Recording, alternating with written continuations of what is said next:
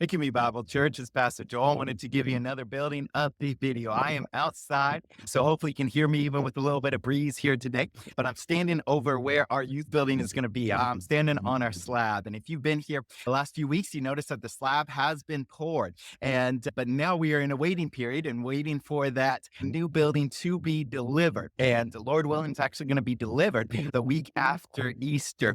And so we're just a few weeks away from that. And then once that building gets delivered, you'll start to see some of the steel beams go up and the metal around it go up. And that actually leads me to a very exciting announcement, the fact that we were even able to order that. Because if you were in the business meeting that we had earlier this year, you might recall that we were going to wait to make sure that we had enough money just before we take any of these next steps. Praise the Lord, between just coming in under budget on our current sanctuary, then just some of the other cost saving things that we've been able to do, and as well as just some of the fundraising that you guys have been able to give above and beyond, we have just been able to go ahead and start moving forward much quicker with this youth building. And like I said, the building's already been ordered and it will be here in just a couple weeks, and we'll be able to get started on that so that the kids will be in this building before the end of the year.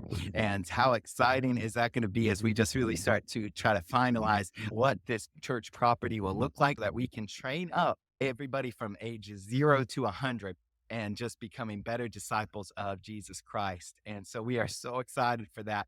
But then, like I was talking about with Easter, Easter is going to be a big day for us. And we're so excited that we get to actually be in our new building. This is something that I've been excited about the last several years, because whether it was doing just multiple services a few years ago, then the last 2 years we've done the one service, but they've been outside. And this might surprise you, but those outdoor services, just even doing one of them, was way more work than doing multiple services. From trying to organize everything, you get the chairs and the sound, and just all of that was just a monumental task. And so we're just so thankful that we have the facility now, that even though we're going to still be full, even though we'll have multiple services, it will actually just be a little bit smoother for us as a church because we'll be in our own home. And so on Easter morning, we're going to have 3 services. And the first one is actually going to be right over my shoulder where that dumpster is. But don't worry, we're going to move the dumpster. That will not be the backdrop for Easter morning. But over my shoulder here in the field, we're going to have our sunrise service.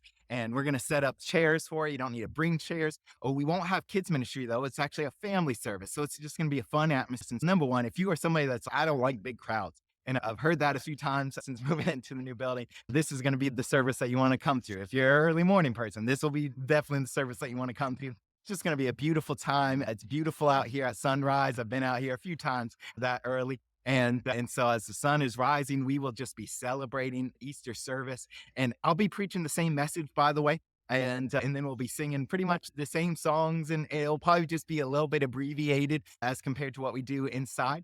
But more or less, it's going to be the exact same service. And so if you come to the 7 a.m. one, you don't need to come and try to attend the 9 and 11. You're welcome to. And so instead, what you should do is potentially even try to come to 7 a.m. and worship there. And then if you have an opportunity to serve, because we need more people to serve, especially on that Easter Sunday, whether it's in the kids or the welcome team or all sorts of serving opportunities. And so if you are not serving in any teams, please reach out to the church and we'd love to get you connected, and we can even get you set up just to what a wonderful opportunity it is to serve on Easter. Jesus Christ died and rose up for us. So of course we should be willing to serve him. But then also, this is just a wonderful opportunity to love our community. Every single year, we have people that have gotten saved during this service. And we are praying that this year would be the exact same way. And so what an awesome opportunity. Every little bit helps just to help people come in and hear the gospel without any distractions. And so we're going to have those 3 services, 7 a.m. out here in the field. And then we're going to have the 2 indoor services at 9 and 11, just like normal. But then after those services, we're going to have an Easter egg hunt also back here in the field. So part of the field is going to be used for overflow parking. But then we're also going to reserve the spot closer. We're actually just put some seed out there to cover up a lot of the dirt piles as well. And we're watering even as we speak.